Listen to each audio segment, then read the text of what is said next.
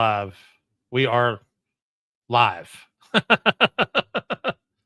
up, everybody? We are live. It is episode 16, part 2 of the Hardcore Casual Podcast. He is Jay of F1 Podcast fame. I am Hello again. Mason of Radio Infamy, and we are the conversation at the table behind you. Sorry, we had a bit of a technical snafu to start our evening with. So if you got double notified of us going live, I apologize. It was out of our hands. But anyway, so yeah, we were just talking about how everything was going this week. Jay had mentioned that he had seen some movies that he is going to revisit and give us a little bit of a spoiler-free review for. And that was the new Mission Impossible movie.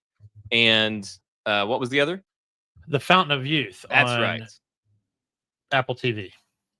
So there's that. Was there anything else that you wanted to throw out before? No, man, I don't have anything.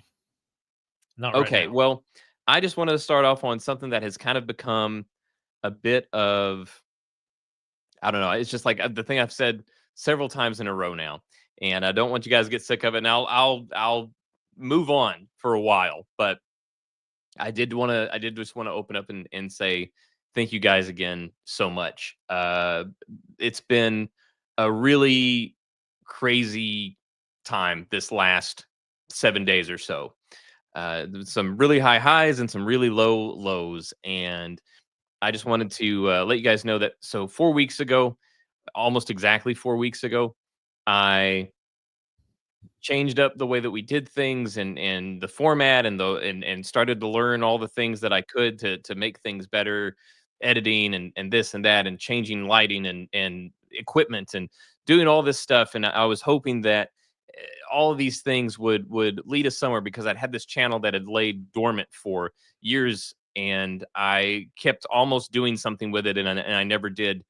And Jay, he would tell me like, "Hey man, if you ever want to try to do something with that, let me know, and I'll help you out." And a few months ago, I took Jay up on that, and then we did that, and we just weren't getting a lot of traction, and we changed everything.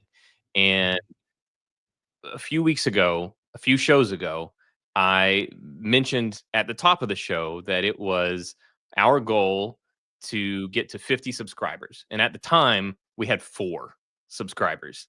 Right. And I don't know how, I didn't know how long I thought that might take. I didn't know if anybody wanted to listen. I didn't know if we would ever crack 30 views on a video, but I'd set that goal to be 50 subscribers. That would be the first one. And over the weekend, we hit it. We hit 50 subscribers. And I know that that's small in the scale of YouTube, but it if you read my post on the page, on our channel page, I mentioned that even though it was small, it felt like a mountain to me.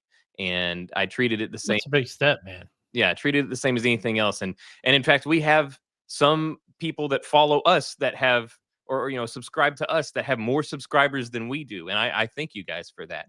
But you guys subscribe, you showed up, you let us know that you do want to listen to us and have these conversations with us. And it was really humbling. And also, over the same weekend, this last weekend, we had our first video to break 4 digits. We had our first video to break 1,000 views, and that was huge. Again, I didn't know. There was a time whenever, and I remember texting Jay, where I was excited that we got 20 views on something, 20 views.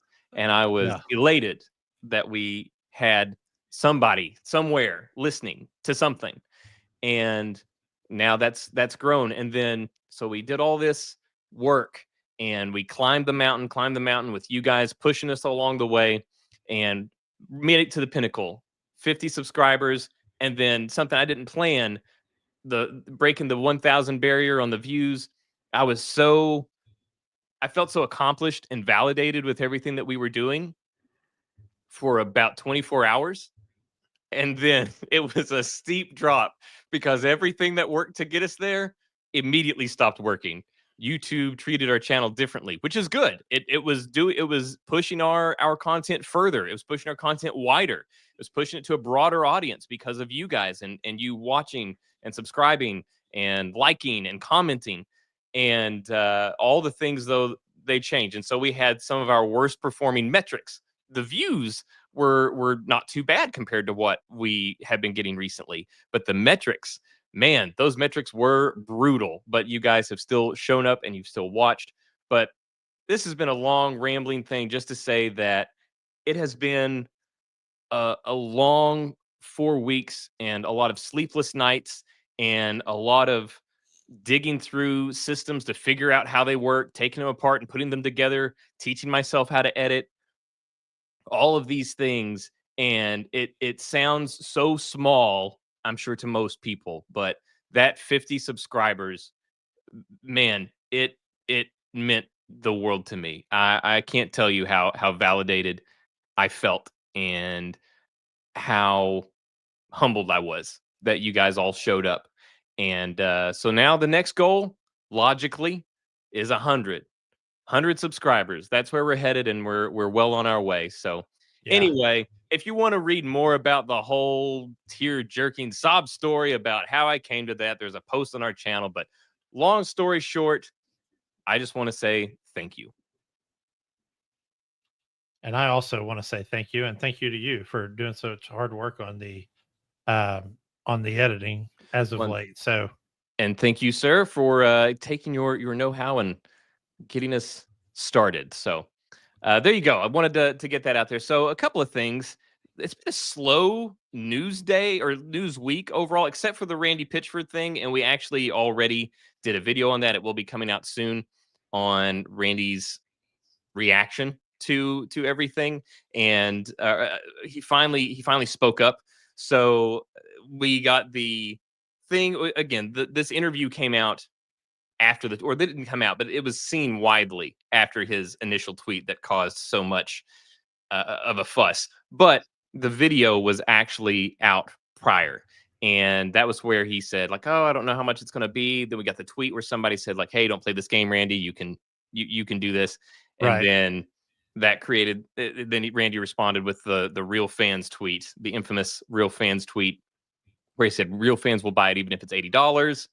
And then that started this whole firestorm. He did a little bit of an apology on another tweet. And then yesterday, we got a a long apology, a 557 word apology. That is longer than several books of the Bible of an apology from Randy Pitchford. And so he put that out there. We've got the video; it'll be up shortly, where we kind of break the whole thing down and what we think about what he said. But as we correctly predicted, whenever we were looking at it, it is not going over well with a lot of people. If I just look at some of the news aggregators, we have headlines like, where's one here where I saw a groveling apology that he issued. The Gearbox CEO issues groveling apology. Uh, he tweeted an apology and he needs to stop, like all this stuff, so yeah, not going over well. I don't know if you had anything on that, or if it's kind of what we expected. The people that yeah. were prone to forgive him are going to forgive him, and because it was just, we've all said stupid stuff or said things where it's like didn't come out the way that we intended. And then the people that want to be upset with him for whatever reason, there's nothing that he could say that would win And them over. and I alluded to this last night when we were discussing it, but once you reach that celestial plane of existence in your line of work, you should probably hire a spin doctor that manages your social media, and you shouldn't be talking yourself to you know to fans, because fans are fans and not all of them are good ones. You know what I mean? So they're just looking for something to bite on, and he gave it to him, man, on a silver Or, platter. there's even a few celebrities out there that just straight up don't have social media, and that ain't a bad idea either. No, it is not. So there's that. A couple other news stories. And again, if you want that news story, the video is coming out soon. hit notifications and you'll be notified as soon as it drops. But we did have a closure of an EA owned studio. And this closure was a dev studio called Cliffhanger Games. It was made of former devs from the Shadow of Mordor and Shadow of War games. They had opened their own dev studio, so it was obviously a lot of really talented people. And I had a bit of a, whenever I first saw the headlines and everything, I had a mistaken idea of what had actually happened, and I want to make sure that nobody else has the same mistaken idea, because everybody that I've talked to about it so far has had the same incorrect assumption and thought that I had. So they announced that they had closed Cliffhanger Games and also canceled the game that they were working on. And the game that they were working on was a Black Panther game. Now, the Black Panther game that came to my mind, because it was the only Black Panther game that I knew to be coming out, was one that also had Captain America. It was set back in time. It was kind of like a period piece action game. And we Right. saw some, I think it was just cinematic stuff. I don't Yeah. think it was any gameplay, but it We looked didn't see really it. There was cool. it was like a bridge scene where they're fighting some Germans across the bridge, and they're both together, and they're doing that whole leapfrogging MCU style intro type thing. So yeah. Yeah, and that game, as it turns out, is Marvel 1943 Rise of Hydra. So that is not the game that got canceled. The game that got canceled was another game, and it was apparently just known as the Black Panther game, or just Black Panther, because they hadn't called it anything other than that. Nothing had been released about it. Right. So it is not the one that you likely thought it was, or the one that I thought it was. But they did close that studio. So it's a shame to see another studio go down, especially with devs as talented as those, if they worked on the Shadow games, because those games were phenomenal. I was a big fan, and but Yeah. I'm sure that they'll land on their feet, and I hope they find a good landing spots there. Do you have any thoughts on that one? I don't, and like you said, I played both of the Shadows of Mordor and War of whatever it was. I always get the names mixed up, but they're both good titles. I believe Uh, Shadow of Mordor was the first one, and Shadow of War was the second. Although, fun trivia fact, my favorite Lord of the Rings game of all time is Lord of the Rings: The Third Age. But I digress. It's unfortunate that we won't be getting like a modern, and I don't know what kind of license they were dealing with. Did they have like just the comic book Black Panther license, or did they have access to MCU assets for it, or what its setting was going to be? But I am excited for this vintage kind of period piece one. But it would have been nice to see like a modern one too, and especially if they use the Wakanda we got to see in the movies. I thought that'd be neat. Yeah, there was apparently, this was kind of, I don't know how exactly this breaks out, but it was kind of going to be part of a sort of a trilogy that I believe were all going to kind of be connected together. And it was going to be, they were working on this Black Panther game. There's another studio working on an Iron Man game, and they would have a third one as well. But I don't believe that one was ever announced what it was going to be working on. The Iron Man game is being developed by Motive Studios. And the Yeah, odd thing is that they canceled Black Panther, but the Iron Man game is still going. So I don't know if they are still going to go with the same idea before, where they were going to have this sort of like in-universe thing across multiple games. If the third game that they hadn't announced, if that's still going or not, I don't know. But that's where we are with it at the moment. But I did think that sorry, I lost my lost my train of thought there. But I thought it was a, something that we should bring up and just point out. But we'll see how they go, and I hope that it turns out well. Oh, that was one thing I was going to mention. Also, you'd mentioned um the licensing fees, or the licensing rights, and apparently, while not released as far as what it would be for Black Panther, whenever yeah, a company does a licensed game, we could be talking as much as 30% of each copy sold going to the actual license holder, or license owner, in this case Disney. So we're talking about pretty sizable chunks of money, where not only do you have to sell a lot of your game, but you have to sell, in fact, 30% more of a lot of games in order to be considered profitable at that point, because of the almost cost prohibitive rates that these people are playing, or paying. yeah. And you know, um, it was weird because Motive is huge Yes. versus where this Cliffhangers place was, and I believe this was their first game that they were yeah, working and on as a I studio. get where they're coming from and where their experience is coming from, which, as we both know, those were two superlative Lord of the Rings games that really captured the lore. I think they delved too much into the whole orc piece and less into the whole Middle Earth saga part of it, and I wish it would have done more of that. But you look at Motive, and Motive has done Dead Space and uh, Star Wars Squadrons and Battlefield, and now they've got the Iron Man project, which is basically headlining their website. If you haven't been there in a while, I have not. I do not frequent. I do not frequent their website. but they also did Battlefront 2, so that they've got a pretty good resume going into the Iron Man game. A deep roster with tons of experience.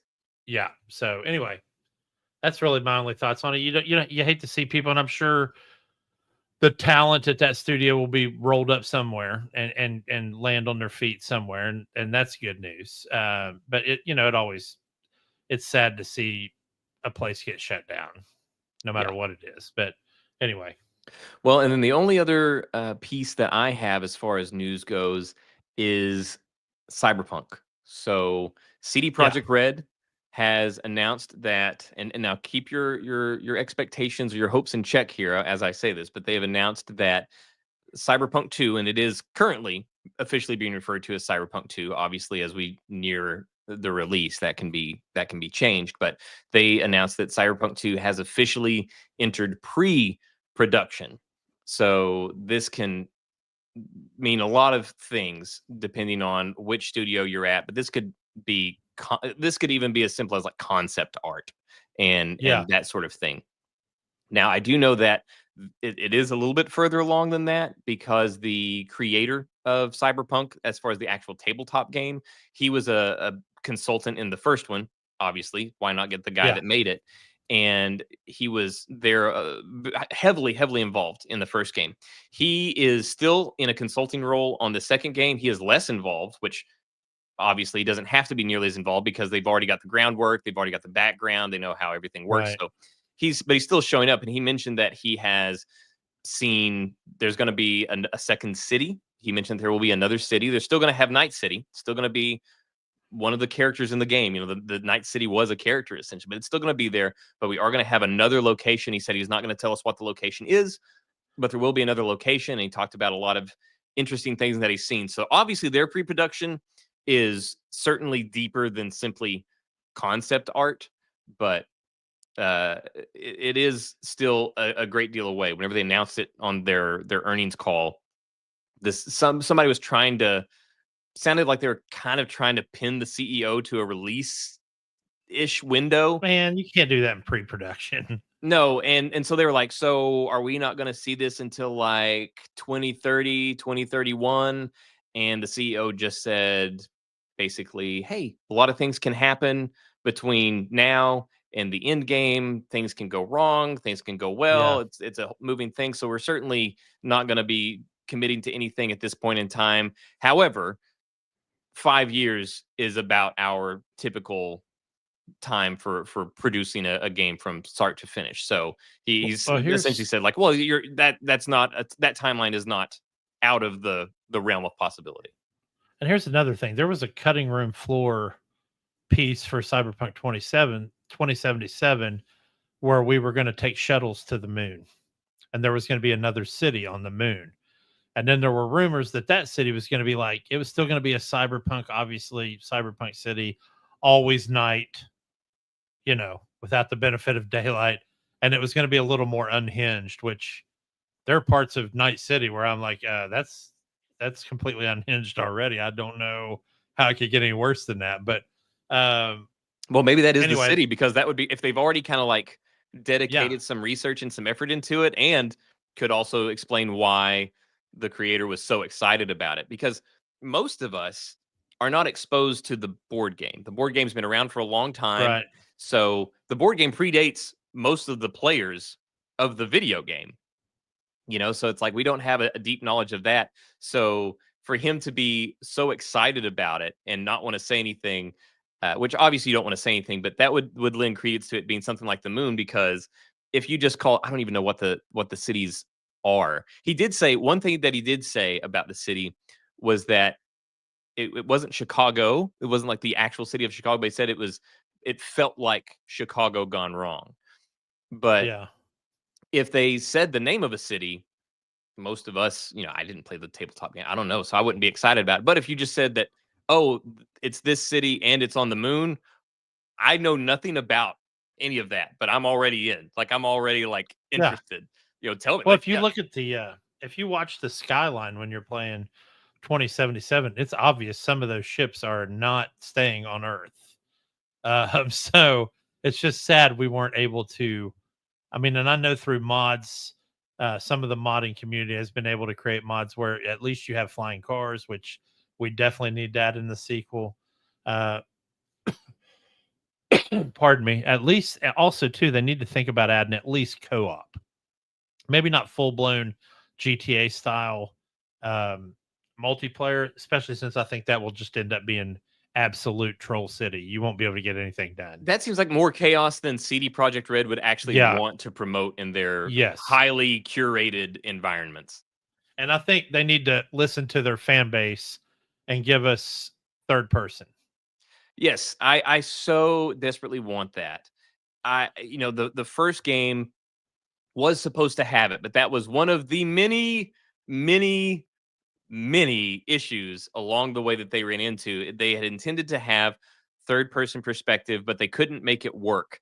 I don't remember the details around it, but I do recall them saying that basically the way that you have to create the world around the character changes, because whenever you're doing first person, the sort of the strings behind the puppet show are that it's, if you see your hands, that's all the game is generating. It's not creating your body while it's doing it. It only creates what you are seeing at any given time.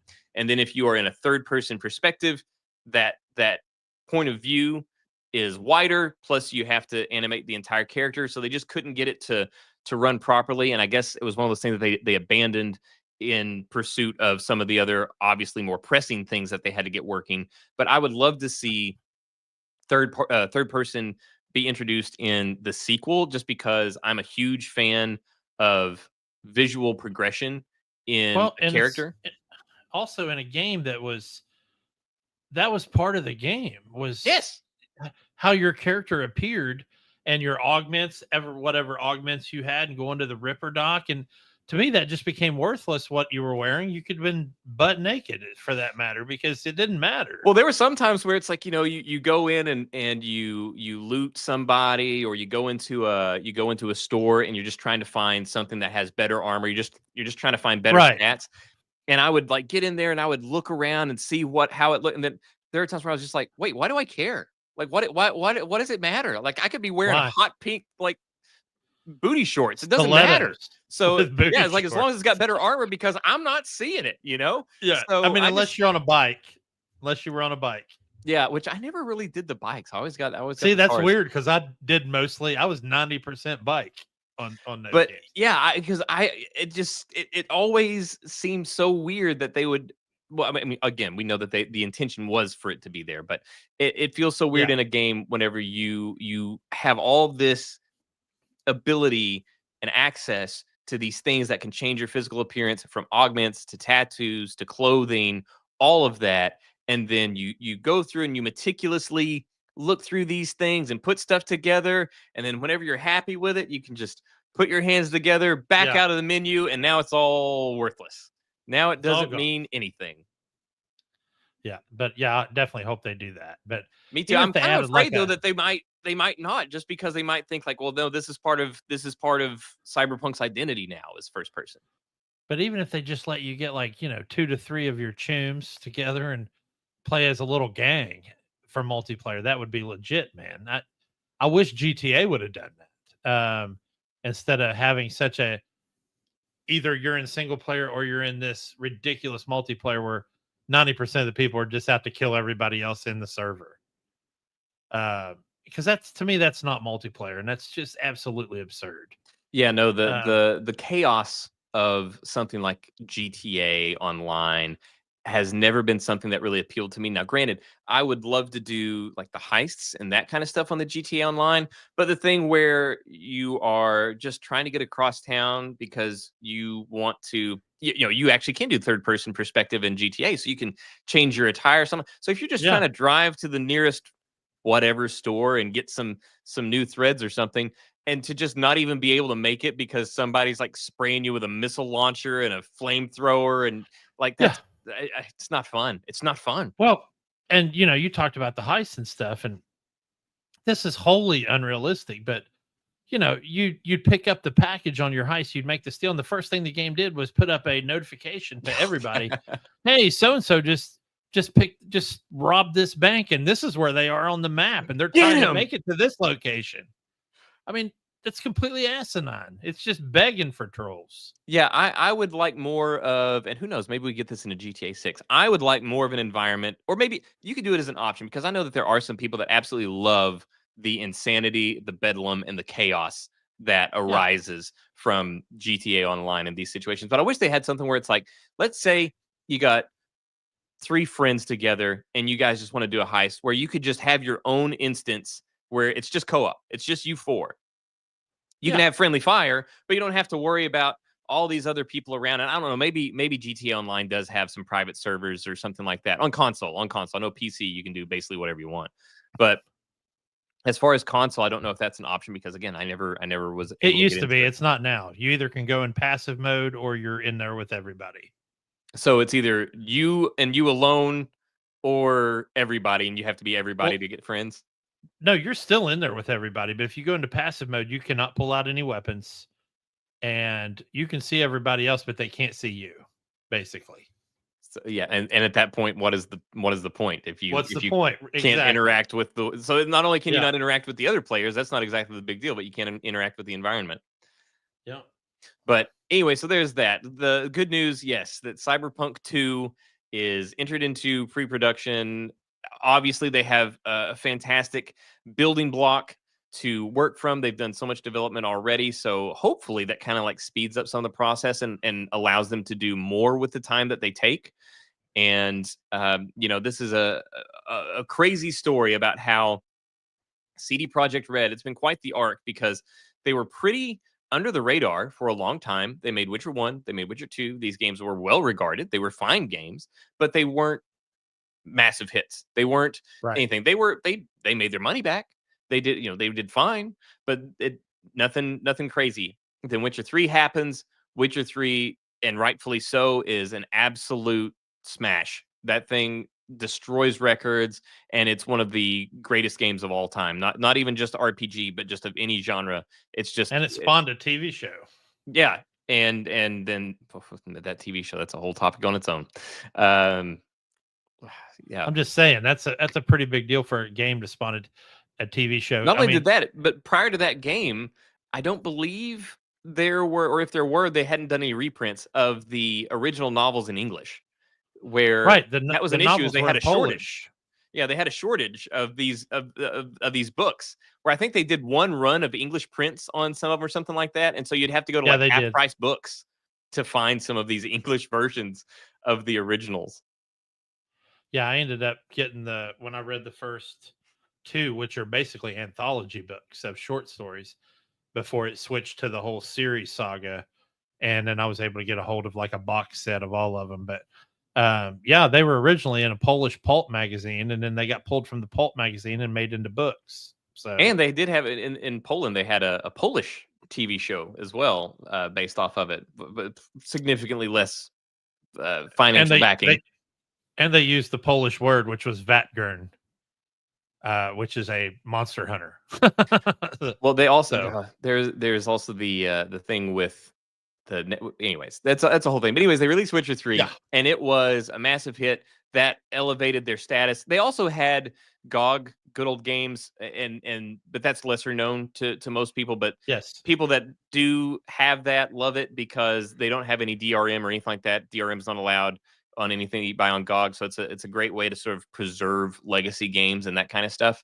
But as far as the gaming public in general, that The Witcher 3 was what elevated their status, and then they did that whole thing for a while, DLC, all the support, and then word came out, hey, they're doing Cyberpunk. This is gonna be crazy, and we were all excited.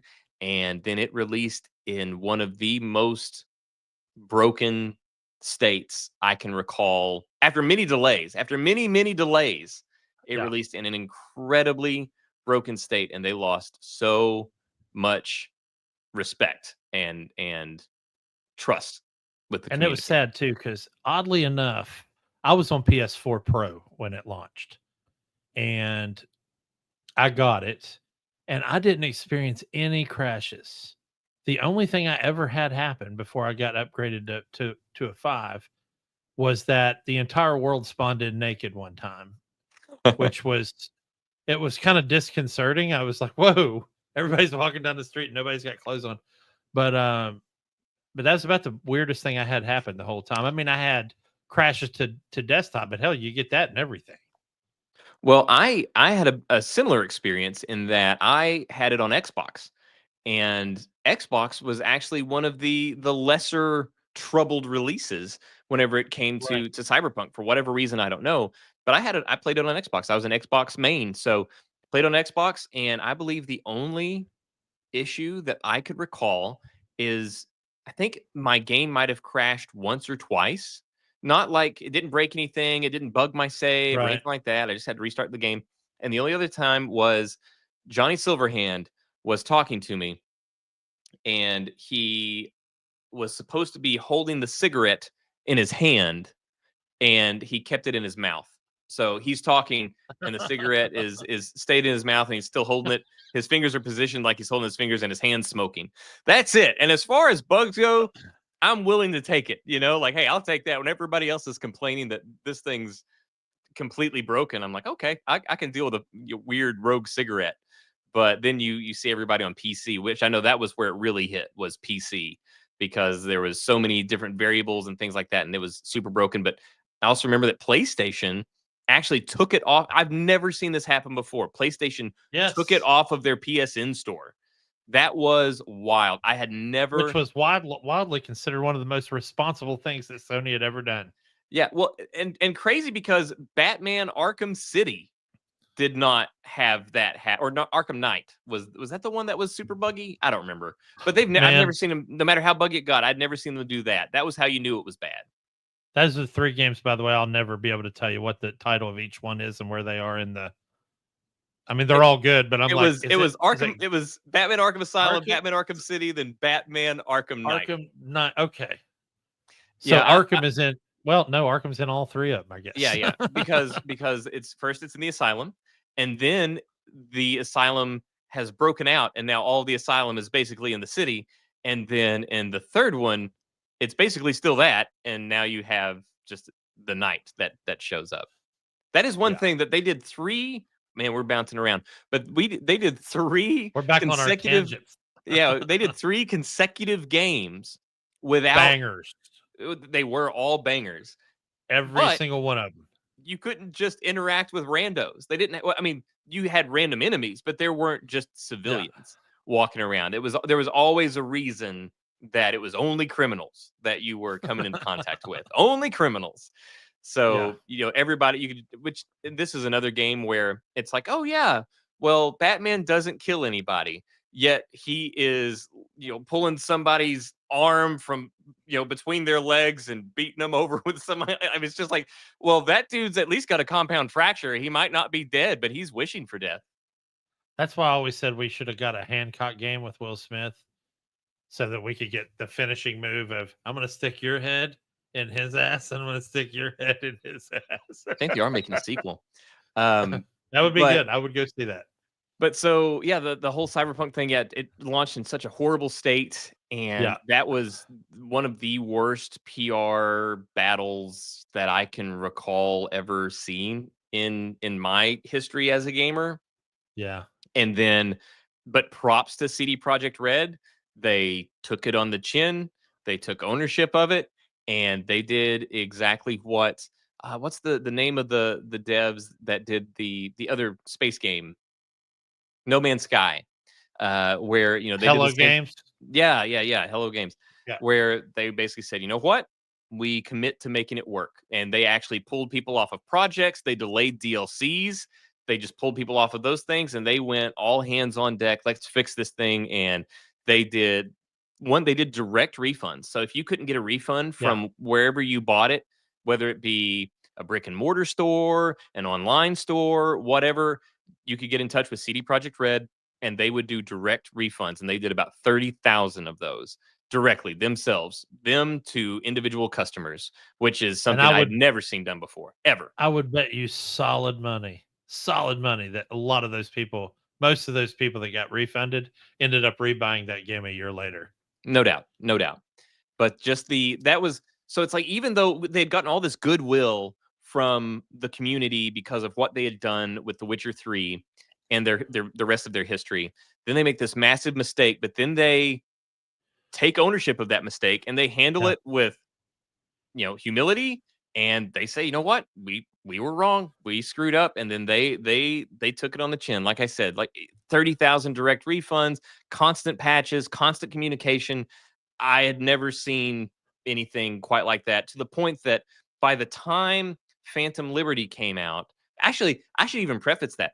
By the time, by the time Edge Runners came out, the show on Netflix, they had completely turned it around. And then whenever they announced Phantom Liberty, people were excited again.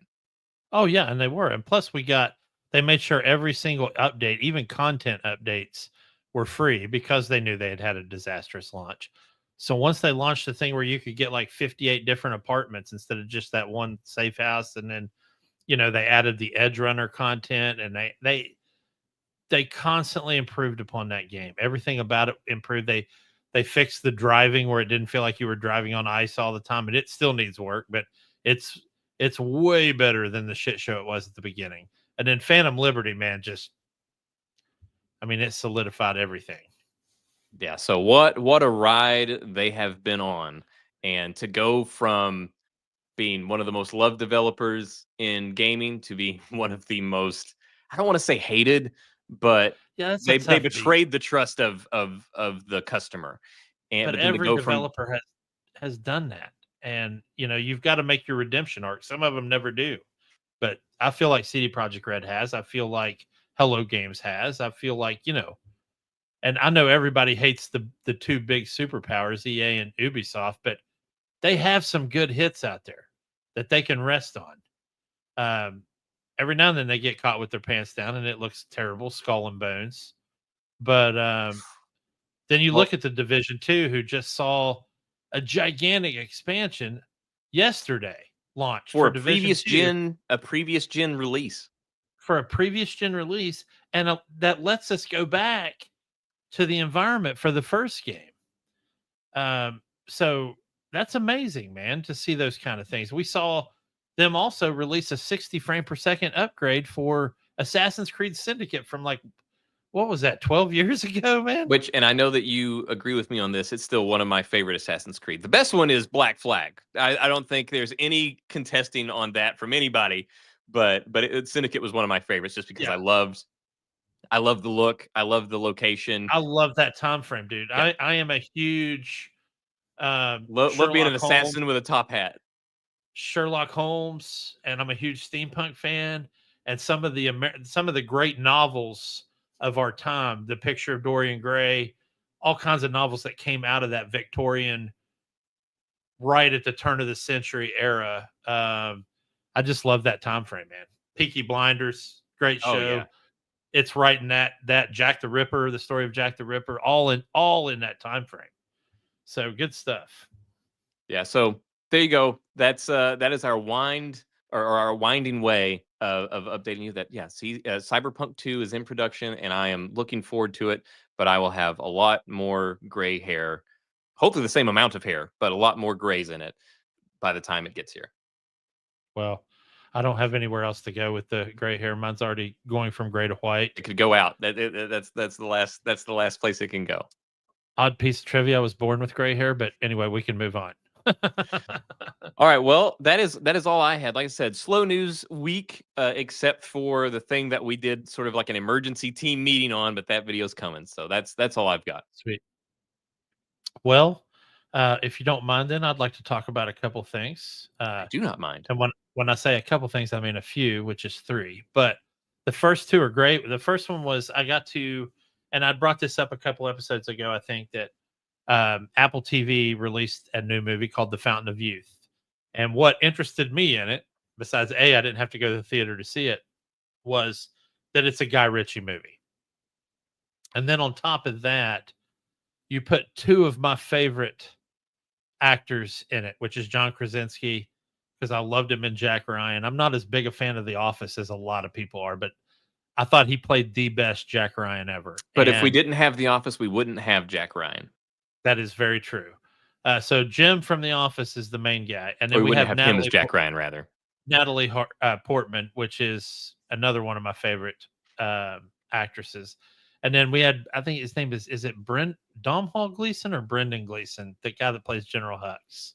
Oh yeah, it's an odd one. It's a Britishism. However his name is. Yeah. Either way, General Hux is also in it, and Stanley Tucci, and a girl that's been in a lot of stuff lately, Eliza Rodriguez Gonzalez, right? So she was in it as well. It's a story literally of them trying to find the Fountain of Youth, and John Krasinski is the younger brother of Natalie Portman, and she's going through a tough time personally, and he's been a cut up and a screw up his whole life trying to find things and steal things. And the opening of the movie is, the first 10 minutes are so Guy Ritchie, you won't even be able to, you'll just be like, wow, this is Guy Ritchie at his best. Which, he's had a little fall from grace recently too with some movies, some things that just didn't hit right. But if he's signed to it, then I'm gonna watch it. Same. He's one of my absolute favorite filmmakers. Period. It's where the traveling that they do in them, it's all beautiful. Everywhere they go is absolutely gorgeous. The plot is not only feasible, it's one of those that is able to hold you. Like, what's happening next? Oh my God, what are they going to run into here? Another thing that Guy Ritchie always does, I think, is he blurs the line between protagonist and antagonists in so many different. And there's I'm just going to say there's three different factions in this movie, and at any one point, any of them technically are the good guy. And that includes the John Krasinski faction. Are any of them at one point the good guy, or is it just that none of them are the bad guy? Yeah, that's it. That's a better descriptor for it. That they're not any of them. None of them are technically bad. Because as you can imagine, with the Fountain of Youth, it's not a stretch to say that the Catholic Church already knows. So anytime that happens, that's gonna throw a nice little wrench in the works there. But yeah, so it's an excellent movie. There's a little kid in there to just capture your imagination, that he just gets brought along for the ride at some point. But I definitely recommend getting a hold of it if you can, or if you sign up for a free trial of Apple TV and watch the movie. But it was an excellent.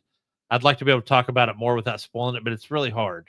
Well, I think maybe I'll try to watch it this weekend with my girlfriend and I, because we're gonna watch Dead Reckoning Part 1, and then maybe watch The Final Reckoning, which I know you'll talk about here in a moment. Yeah. Maybe we'll throw The Fountain of Youth in there, and I'll get to check it out. But I do have some questions regarding The Fountain of Youth. Obviously, no spoilers, but of course, Guy Ritchie, as I mentioned, he's one of my absolute favorite filmmakers. Him, Christopher Nolan.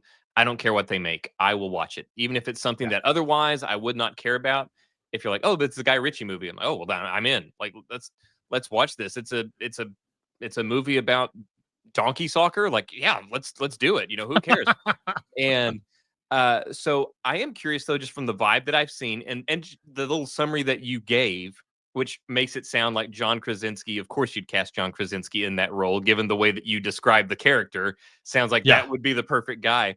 So, is this sort of the as a huge fan of the Uncharted games, it's one of my favorite game I series. knew that's where you were going. Go for it. It's one of my favorite game series ever is Mass Effect. Number 2, Uncharted. Yeah. Absolutely adore the Uncharted series. The Uncharted movie was fun in isolation, but it didn't feel like Uncharted. It Right. used the names of Uncharted characters and some of the bigger scenes within Uncharted games, but it just didn't feel like Uncharted. Does this feel like the Uncharted movie that we never got? It's weird, and I accidentally skipped over it in my notes, but my descriptor was going to be, this is less Indiana Jones and more Uncharted. Because as the adventure is unfolding in a way that only Guy Ritchie can do cinematically, that Nathan Drake slapstick humor is always there, or offhanded comments that you might not even register until like 3 minutes later. And you're like, Right, did he say dry. that? Yeah. And That's one thing I so love there's about Guy Ritchie too is his dialogue, and everybody's witty and it's like razor sharp. And like you said, sometimes you'll hear something and then you'll be like a next scene over and you're like, oh wait, hey, and then you like catch the right. joke that like went under your radar. Yeah. The only weird thing that, John Krasinski, I mean, he's an athletic guy, but he's like 6'40". So he's kind of gangly in some of these settings. And it plays to his strengths, I think, because you see that he has to overly try to get out of things or pull off stuff that you wouldn't see a normal action hero do. But yeah, definitely even the way he wears like a blue button at some point. He's got a See, blue in the button trailer, like it, had like and this the sort of like khaki short. beige colored thing. Like it looked very Nathan Drake-esque. Yeah. And then he had on like the Harry Potter glasses with like a tie. And I'm like, dude, what are you doing? It's like he was going out of his way to be like the librarian. Remember the old librarian movies which were Noah good. Wiley. Yeah. He was like a 6'40" version of Noah Wiley. So that part of it was cool too. But yeah, Well, definitely more Uncharted than Indiana Jones. Well, and now that I think about it, because for the longest time, Nathan Fillion was always who we said we need. Nathan Fillion Yeah. is Nate Drake. Like that should be Drake. And obviously he kind Especially of after he did that like 30-minute short on YouTube. which was amazing. But then it never happened, and now he's too old. He's aged out of it. But if you were to Yeah. pick somebody that could do it now, it would have to be John Krasinski. Tom Holland, I love Tom Holland, but no. Yeah, he's 4'2", so there's that. But yeah, so I'm excited. I definitely am looking forward to seeing it. Again, all that I had to know was Guy Ritchie, but the fact that it's got this collection of incredible actors, and it sounds like they did not skimp on the budget. It sounds like they probably went to these places that they went to him. There that was they filmed. no, yeah, Because it was obvious. there's sometimes whenever they go to places in the movies, and then you'll see like the backdrop, and there's just some uncanny valley, something that's happening where it's like, I don't know what it is that's giving it away, but I know you're not there. I know that that's just CGI behind you, or it's all plastic. I don't know. Now I feel like there's some places that they went to realistically, because you see them hanging out outside of these places, and you can tell they're actually there. Now, once they get inside, but almost every movie does this, that becomes a studio set, So it's like, hey, we'll film the externals, and then we'll go to Pinewood Studios in London, and we have the inside set up. So that's fine. But still, it was obvious that they traveled to these places, and which I thought was cool. One of the weird things that I found that was unique is I assumed they were going to use the Ponce de Leon story, but that is not the case. This is a deeper telling of the Fountain of Youth and how it echoed over time, which is funny because that's the same story you hear about the Lazarus pits in DC, and that's their thing. But how a bunch of different cultures have a Fountain of Youth story, like they have a flood story, So UFOs, a lot of different things. So it's one of those things where it stretches across many cultures. So you feel like it doesn't matter what culture you're from when you watch this movie, you'll be able to get it. So that's neat. Well, I'm looking forward to it, and yeah, if I do watch it, I will definitely talk about it on the next episode, and we'll get into it, and then we can have like a spoiler section of it. So all you viewers, and especially the ones that like to leave spicy comments, you know who you are. Make sure you watch it this week because we'll be talking about it next week. So there's one down, and then the other movie you saw was Well, the one that we this, have of been course, eagerly awaiting and kind of dreading on my part too. I don't know if you can guide the chair me real quick while I'm talking about this, but Sure. I don't know when the first movie launched. I want to say 96-ish, in that time frame. But obviously I'm talking about the second Mission Impossible, or the second part of the last Mission Impossible, which was the Final Reckoning. And I'm not going to spoil any of it. Mission Impossible except 1 released in 1996. Oh wow, I got it. All right, sweet. Um, so we got Tom Cruise at whatever he is, 64 years old, still doing his own stunts. If you're going into this movie thinking it's a pure action flick, you are sadly mistaken. If you go into this movie and you're from the generation that was alive in 1996 and got to see the first one in the theater, and you've grown up with these characters and you've been on this entire journey with them, and you liked the movies to begin with the exception of the second one, we can all agree that one is not a good one. Then you're going to love this movie. Tom Cruise hits Ethan Hunt hits every single one of his bases in this movie, basically circling the wagons, making sure he highlights not himself. Oddly enough, he's probably one of the least characters in this movie until the end, but he makes sure to highlight every single character that he cares about and give them their due in this movie. And every one of them has a super significant role, from Luther to Simon Pegg for boy Luther. Yeah, to Simon Pegg, Benji, to the new chick, Haley Atwell's character, and even the one, his newest recruit, which was from Gabriel's team before, and some other people. There's some call outs to every single movie.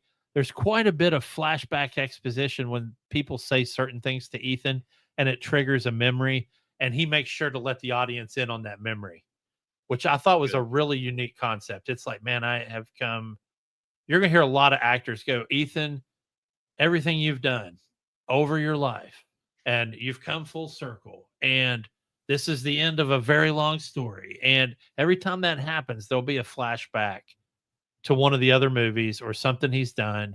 And you can see the gravity of it on his face. He doesn't say a word in some of these, but you can see the gravity of it on his face, and yet still manages to interject comedy into some of the most tense, stressful scenes that I'd be sweating balls on, and he's making a joke here and there. And that's something only Ethan can do. There's some standout performances for Haley Atwell and Simon Pegg were my two favorite standout actors in the movie. Their emotional range in this one was something we haven't seen from them in any of the previous movies. Angela Bassett has a major role in this movie, which she's one of the key pieces. One of my favorite television shows off of Apple TV is Ted Lasso. And they even brought Hannah Waddingham in, who also was in Game of Thrones, that played the shame girl, the nun. She was excellent in it, and she's barely in the movie. So you have to go see it. The runtime on it is 2 hours and 49 minutes, so make sure you plan for that. See, I hear something I know that some people hear something like that and they roll their eyes. I hear something like that and I'm excited. I love long movies. Because I do too. If it's a good quality movie, I want all the context that I can get. I want it to be a time commitment, because I love long form content. I want to know everything that I can. Yeah. So that I'm glad to hear that it's almost 3 hours long. On the flip side, though, I don't bitch when a movie's an hour and a half either. If they tell their story and they do it right, and they're able to get through the material, I'm fine with that. Oh yeah. I don't get upset if it's an hour and 90 minutes, but especially because there's some movies that I've watched and they've gone on for however long. You're like, man, that was like 20 minutes too long. I'm no director, and I could easily point out some places that you could have just shaved off entirely. But it made me want to see what parts they had cut. I'm like, what did you cut? And I am glad that's one thing that has kind of changed over the last 7 to 10 years, maybe not quite 10 years, but 7 to 10 years, where it used to be like an unwritten rule. Like you would have to fight the studios if you wanted to go over Kevin 90 minutes. Costner. Yeah, he Yeah. had to fight every studio he did. But, and thankfully, there's still some studios that are stuck in this 90-minute thing where you can't have a movie that's more than 90 minutes. And I think maybe some part of that was because of this old notion about once it's been out for a long time and then you sell it on syndication and it shows up on network TV, you splice in commercials and you can stretch it into 2 hours, but nobody watches TV anymore. So Right. I think that thankfully we're moving away from that. So whenever the movie calls for it, I would rather sit and watch a 5-hour movie and it be good than you chop out stuff that is necessary and watch it Yeah. for 90 minutes and feel like, man, that just felt poorly structured, discombobulated. I'm missing context. There's loose ends, so I get that. And I'm also glad to hear, and this is one thing where I can't imagine that this movie was conceived of at the time that they shot like Mission Impossible 4. But Mission Impossible 4 onward, I believe, it's been with the current director and this creative force and him and Tom Cruise. But so while I don't think that they had this grand vision to get, and again, I haven't seen the movie yet, but to get to wherever this movie took them and they have all these callbacks, that makes it even more impressive to me. And I love it when this happens, where you have this deep, rich lore that you're still able to go back to and retroactively craft a story around and have it make sense and have it feel like it's been the plan the whole time. Oh yeah. Yeah, and Christopher McQuarrie is the guy you're talking about. Yes, I He's just the one couldn't that pronounce took his over. last name. I was looking Yeah. at it on the screen. I'm like, I'm not gonna try. Yeah. But and him and Tom Cruise have grown tight over, and you can see that when they do press junkets, you can tell those two are close.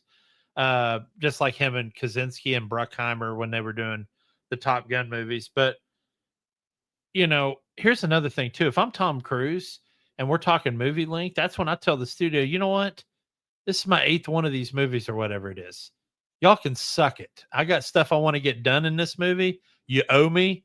I've made more money for you guys than anything, and There's is a it. reason they call Tom Cruise the last movie star. Yeah, Well, and that's what I would have said right there. That line right there. There's a 'cause reason that I'm the last movie star. well, that's like I remember I put butts in seats. the guy that came up with the story behind Top Gun Maverick. He managed to get like a minute of Tom Cruise's time. There's this whole story about how he managed to finagle his way to be in front of Tom Cruise for like 30 seconds, and he did the straight up the thing you always hear about, the elevator pitch. Boom, he hit it. He had this thing out. He told him this outline of the movie that he wanted to do, and he said that Tom Cruise just pulled his phone out of his pocket, called somebody, put his phone to his ear, and said, "Hey, just let you know, we're doing another Top Gun." That's a movie star right there. Not calling somebody and being like, "Hey, you know what? I just heard this really good story. Do you think that maybe we could do this, or what do you think? Do you think maybe we could make this happen, or what?" He called and somebody at the studio or whatever, I'm sure, and just said like, "This is happening. By the way, this is the next thing that I'm doing." Yeah, and there's some really popular movie stars now that couldn't do shit like that. I mean, you look at Chris Hemsworth; he's got a good body of work right now. Those two No pun intended. extraction movies, on Netflix. He's got obviously the MCU piece. He can't do that. He can't make movies like that. Chris Pratt also has an extensive, library of work done. He can't do stuff that Tom Hardy might be able to do stuff like that. He's getting there. DiCaprio definitely can walk into DiCaprio does have that kind of weight. De Niro could be 90 and he could walk in a room and go, "This is what we're doing." We were already doing. I don't care what you were doing. This is what we're going to do. So yeah, that kind of power is insane to be able to be like, yeah, not even a question. Like he's like, they'll figure it out. They'll find the money. There's a story that Matt Damon tells about running in, I guess, at an airport bar with Tom Cruise. And he's like, and Matt Damon's telling this story to other actors. And he's like, you guys just don't know how crazy Tom Cruise is, man. And with these stunts. And he's like, so he's sitting there and he's talking to me in this bar, and he's like, he's like, so we're filming this movie, and I got this idea for the stunt, and the stunt is this and this and this and that. But I take it to the safety guy, and the safety guy's like, man, we can't do that. He goes, so I get a new safety guy, and now we're doing that thing. And Matt Damon's like, man, I wouldn't have even thought about, hey, let's get a new safety guy. I'm like, if the safety guy says no, we're not doing it. Well, it's like Tom Cruise, that dude is crazy because I mean, he shattered his ankle in the making of the previous movie, and that's the take they used. And I mean, he still got up on top of the roof and hobbled away and kept it in frame, kept it in the shot. It's just wild that dude at his age is still doing that kind of stuff. I mean, say what you want about the guy, personally or whatever, don't care. But as far as his movies, man, that guy is untouchable in his commitment. And I know that I haven't seen the new Mission Impossible movie, but I know that there is a stunt involving an airplane that they trained for forever and ever and ever, and he had to jump out of a plane. I don't even remember. It was some absurd number of times. I don't want to do it once, and this dude did it basically all day, every day for like weeks. All the hype for this movie is like, everybody's like, oh, so there's this airplane stunt. Okay, so Tom Cruise has this airplane stunt. Oh, he has this stunt where he's hanging on the side of an airplane. Dude, there was like 17 airplane stunts in that one scene.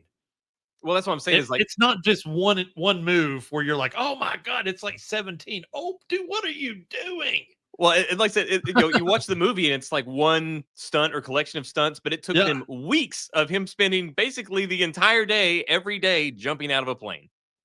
Well, on the previous movie with the motorcycle jump and the base jump afterwards, I think they filmed that like 5 times or something before they got it right. Not only did they do that, but they also filmed that first.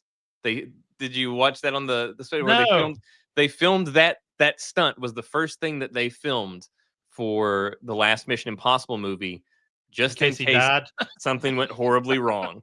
So that they would, like if it all went wrong, they'd be like, okay, well, guess we're back strapped. it up. Never mind, guys. Yeah, back it up. No reason to waste another 3 months on this.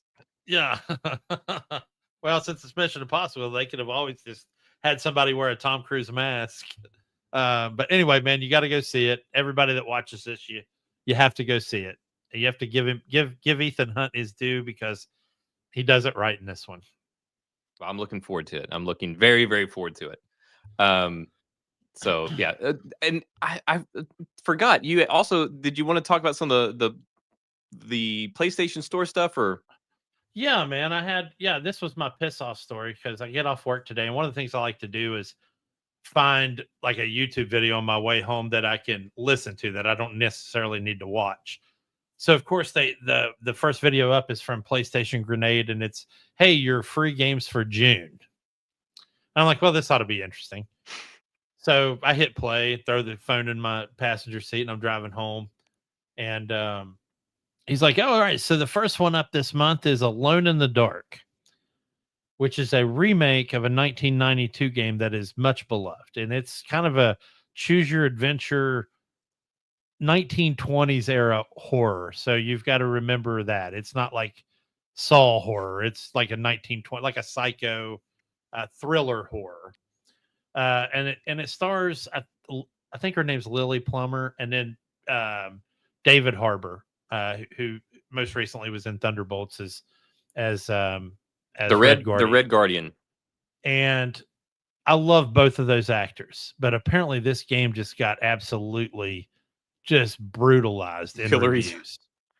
And like tons of clipping glitches. Like they showed David Harbour's character at one point. He walks in a room with his flashlight, and then he falls down through the floor to his knees.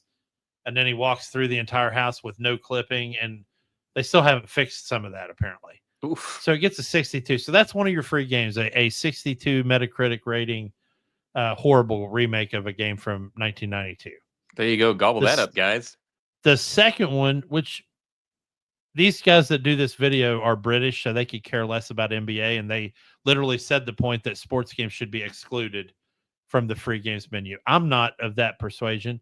Although I really, they gave us NBA 2K24 last year, and they really don't change it from year to year. And we're going to be getting NBA 2K25. So most people are going to discount that. There's going to be a sizable U.S. population that's going to be like, yeah, that's cool. I'm glad we're getting that. I don't have to pay, $99.99 for whatever version Yeah, I they need to they get. get really crazy with the various. They'll have 6 different versions of Yeah. those games Yeah, it's the with same as the minor. WWE Yeah, games. Yeah. The next one is not even a whole game at all, but it's an expansion to an already free to play game, which is Destiny 2: The Final Shape, which apparently is the most recent. I don't play Destiny 2. I tried it out once. It felt exactly like Warframe, and then I quit playing it. I loved it. Um, It's just, man, Bungie is a shell of its former self. Video on that if you haven't watched it already. But yeah, I've heard a lot of people like Destiny 1 better than the second one. I don't know Is about that that. true? Would you say that's true? Well, I would say that there's really not a whole lot of difference between the two, except the Oh, existence of a story in Destiny 2. And I know that there were some fond memories about some of the raids in Destiny 1, but I would say Destiny 2 was good, and they were in a really good place until they stopped listening to the community, and I don't know what went wrong with management. It's a problem that's now plaguing them with Marathon. It's systematic there. Bungie as a company is sick. Like, it is ill. Like, there is something wrong well, and terminal within Bungie that either needs to be cut out or Bungie will die. it feels like they're just operating independent of any kind of a realistic control. But anyway, we can go back into that if you want to, but we're getting that for free, so not even a full game. And then the last one we're getting is called Bomb Rush Cyberpunk. I've had to look at that name like 15 times to make sure I got all of that out. But So I want to make it's sure you stick apparent the landing on all those enunciations. it's apparently a cipher music graffiti run from cops game. Oh, another one of those. So yeah, because there's so many. Yeah, that old And chestnut. yeah, that might be one of the few where I don't do the whole add to library. Most of the times I just add the games to the library. I might leave that one off. I still go in there and Uh, just throw it in the library. yeah, but and you might say, well, what pissed you off about this, other than them being kind of shitty games to get for free? Especially kids are out of school and they get 4 shitty games to start out their summer vacation. Um, is because of what Xbox is doing, obviously, and not specifically Xbox, but Game Pass. And you look at Game Pass, they've got one game that's a day one launch on June 8th, that is going to be free for Game Pass subscribers, and they only need that one game to beat all 4 of these, which is Gears of War Reloaded. And we've talked about the impact that Gears of War had on the gaming community, not just for feature sets, which they were the first to have lock-in cover fire, which was amazing. Yeah, They if were you played a also, game where you can actually take cover and then pop up to shoot, you owe Cliffy thank you, B a Gears of thank you. War. Yeah, the other one that they did that, or at least perfected it, if not invented it, was Horde mode. Oh, so good. Horde mode with 3 friends that you would have. I'd nary would you have the ability to find a better Friday night with some friends and some pizza than playing Horde mode and trying to get through all 50 waves, especially on That hardest difficulty. Every time you turned that mode on, it opened a time distortion field. Hours melted away. You Yes. would coast through time and space, and you would, like, by the time that you were like, man, I should really maybe go to bed. It's like, well, it's too late. You're already late for work. Like, it Yeah. was I thought it was Friday crazy. night. Yeah, yeah, man. Wait, what are you talking about? It's Monday morning. But it's one of the few games where, like I said, pizza, but you'd take a break to get something to drink and a slice of pizza, and you're Like, the literally sun's out. strategizing. You're like, next wave, I need you to get on top of the theater. And if you can get those turrets down, and we got to get those shields up to block that door, it was those kind of discussions. And the environments, man. Those Oh, things, those environments were so, like, I mean, tightly. You know that somebody went over those with a fine tooth comb, where you could get just about everything defended properly, except there's this there's one always, thing that yes. you just can't quite close, and so you're like, okay, we gotta take keep an eye on that gap. And I don't know, man. Yeah, the horde mode was just absolute prime gaming. It was. I think of a. I was go ahead. Sorry. No. I was just gonna say it was a blast. That I can't think of any mode that I enjoyed more, whether it be LAN parties or online, to just get some friends on and just mess around. It's the same feeling. Well, maybe not quite the same. It's not quite as intense, but it's the feeling that Helldivers 2 kind of brought back, of just like get some friends together, joke around, but also get real focused. Yeah. Yeah. And, I think and I'm not doing it justice by only bringing up this one map, but this one map that we always loved, which was this 4-way street intersection. And then there was a small metal stairwell on one corner that led up behind a marquee, like a big marquee sign. And then catty cornered from that intersection was like an open store with no windows in it. So you got the guys putting the shields down in front of that door and thinking, well, we're safe now. Our work here is done. No, they could come down the alley and come through the back door, and you're like, oh my God, now you're stuck in the middle of the intersection behind a bunch of wrecked out cars, back to back, trying to I mean, it was so visceral, dude. Or maybe you'd have something like that and you're like, hey, you know what, we actually we our shields, and then we got some of the barbed wire barricades and spikes, and we're actually doing all right. And you could do that for a couple of waves until they introduce some new enemies, and they will just knock those over like they were nothing. And this whole strategy that you've been hiding behind and not evolving for however many rounds, well, now it's worthless. And then every 5th wave was a boss wave, and you were like, oh God, who are they sending this time? And then you would just hear over the chat, your friends would just go, oh. and you got the one buddy that's always like, don't worry, I got a hammer of dawn. I'm like, you're inside, you can't use it. Oh, well, God, I'm not going out on the street. Or then there would be the thing where it's like, somebody said like a hammer dawn, you'd hear be like, no, don't do that. And then like three people died, and then that friend's like, but I got him. Yeah. And then dude, of course so the good. curb stomp, Cliffy B throwing the curb stomp. Oh yeah, the finishers, man, they did so many great things together. Yes. Cover fire, chainsaw instead of a bayonet on the end of your gun, and the finishing moves, which they changed depending on the weapon that you had. Man, that's one where you sound like a psycho if you try to explain the things that you loved about it. Like, it makes you sound like a serial killer. But man, it was so good. It felt so good. I never will forget once I perfected the sliding shotgun under the chin, where you could do the run and slide under the active chin. Reload. Yes, active reload. That's another thing. That's another thing where they were they the first to do. They might not have been the first. So. But because I had never experienced it before that, but they had the game mechanic called active reload, where because Battlefront uses that now. Yeah, and so you'd fire, and then if you reload, you have like a little bitty mini game. Just doesn't sound quite right. But there's like a little bit of essentially a meter, and if you time it right, boom! Now all your bullets do one. You do it faster. The animation goes quicker, and so you're not waiting around, and then your bullets do more damage. The risk is if you miss your timing window, well, now your gun is jammed, and you have to wait for what feels like an eternity while you're trying to not die and you're running away.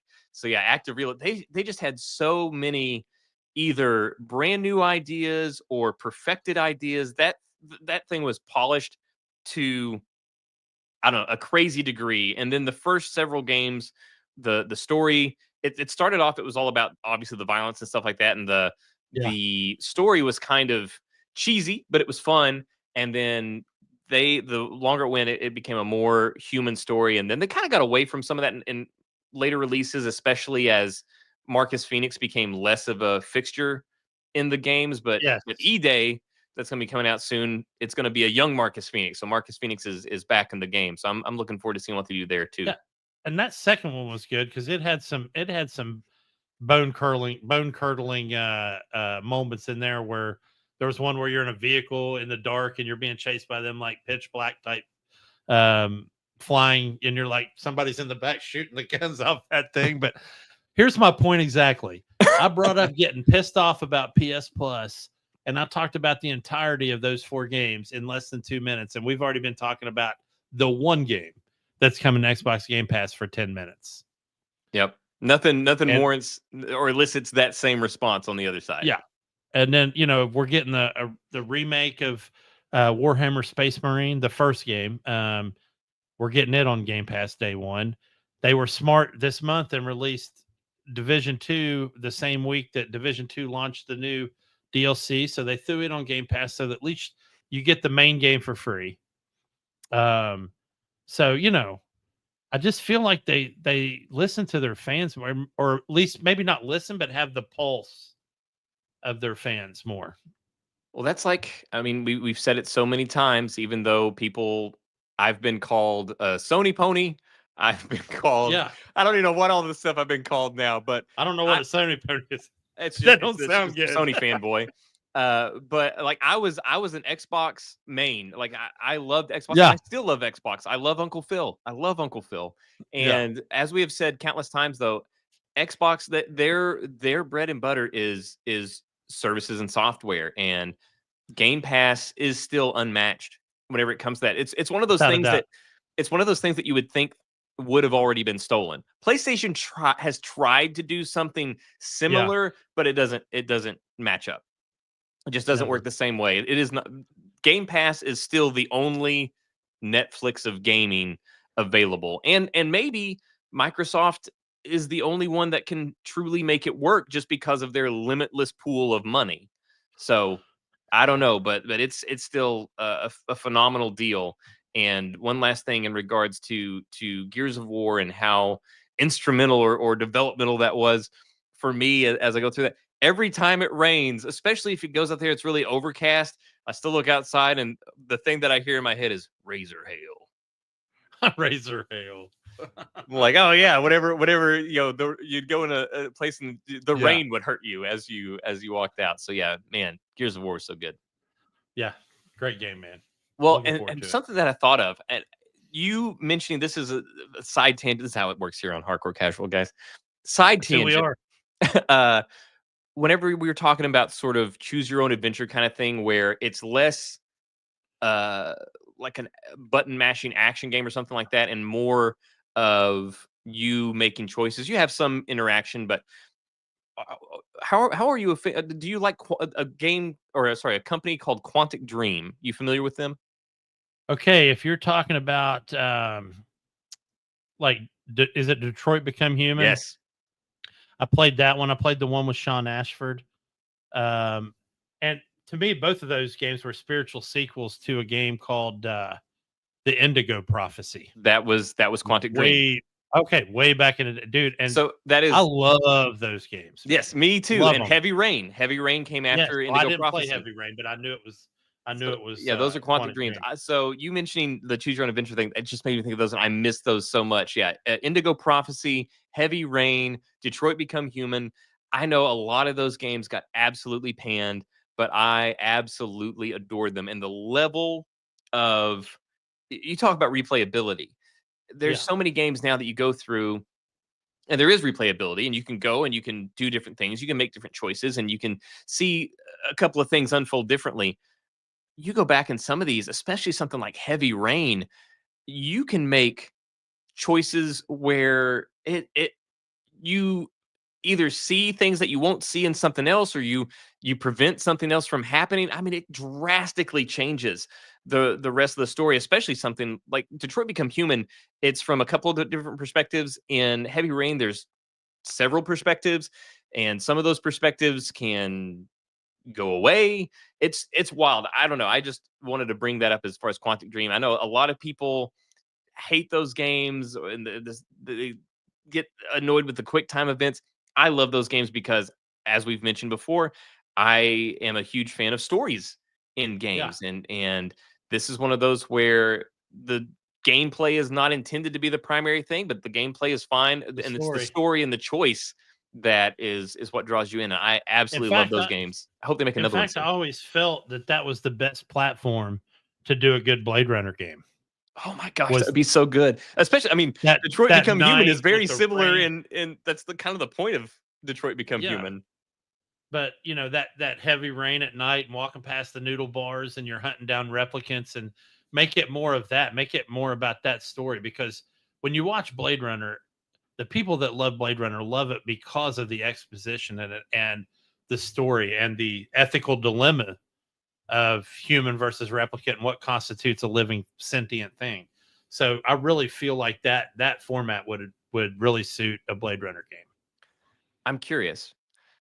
Now, when did the first Blade Runner come out? Was it 70s, 80s? 80s, right? I want to say 80. I want to say 84. So I don't think that it's And it was about 2019, which I thought was funny. Yeah. So I don't think we have to worry too much about spoiler territory here, but I do wonder what your thought is, because there's so many different versions. That is one unfortunate thing about Blade Runner, is that there's like 3 or 4 different cuts of the movie. It's But the director's cut. But Scott's director's cut. which do you think Harrison Ford was or was not? Was he a replicant or was he not? I don't think he was. And it's funny because some of this I'm basing off of reading the book "Do Androids Dream of Electric Sheep" by Philip K. Dick. And in that character, he's not, or in that book. Now, when you talk about getting to Blade Runner 2049, it kind of blurred the lines, and I started So did the literally, first and one. I don't know where your question stemmed from, but for me, Blade Runner 2049, I was like, wait a minute. I really started asking myself, was he one and never knew it? Because Gosling was one and did know it, but Gosling was also a Blade Runner. So maybe Harrison Ford just never knew. I'm team replicant whenever it comes to the original Blade Runner. Okay. I think that Harrison Ford was in fact a replicant.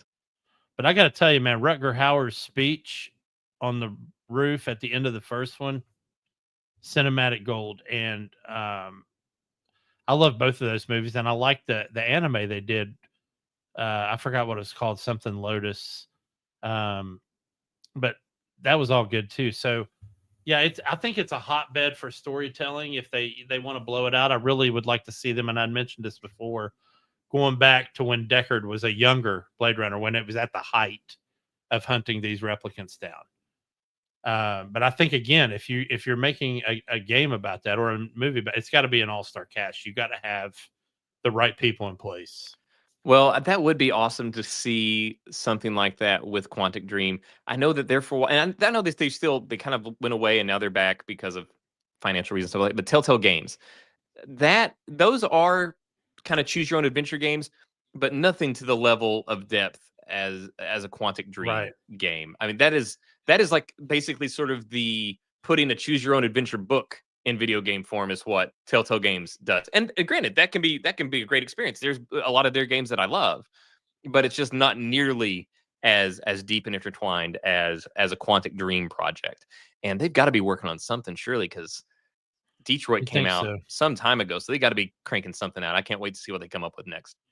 And that had a good cast too. There was oh yeah, that the chick was from Clancy Brown.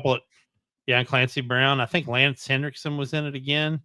So yeah, I mean, it was very good. That murder scene at the beginning of Detroit Become Human was stellar opening.